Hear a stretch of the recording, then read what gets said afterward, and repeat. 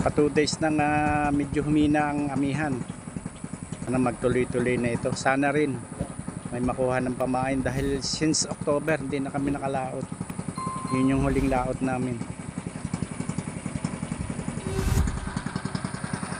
Walang makuhang hipon. Hanggang ngayon wala pa rin makuhang hipon. Kaya nagpainit lang ako ng makina ng bangka at baka mapanisan ng gasolina. Kahit pa paano ay dapat ay umaandar kahit hindi lumalaot.